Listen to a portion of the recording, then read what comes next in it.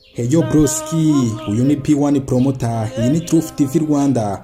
Kora subscribe tujye tubana gatanu ku kandi.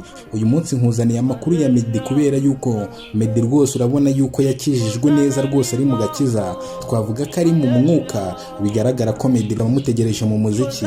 Mwaba mukuramerwe mwisaho kubera yuko Meddy rwose yibereye mu rusengero kandi anabahamagarira ngo mu joining kubera yuko uyu munsi yagiriye amateraniro muri Dallas. Yararimo ababwira ati rwose mu joining muze dukomeze amasengesho. Abo kuri side ya entertainment hano mu Rwanda ndetse n'ahandi muri rusange bakunda uyu muhanzi Meddy, icyo nababwira cyo musubiza amerwe mwisaho. Ntago muri buze kubona Meddy mu muziki vuba, ahubwo kereka yenda nadukubita ka gospel, ariko kubona Meddy mu muziki ibyo mubyibagirwa.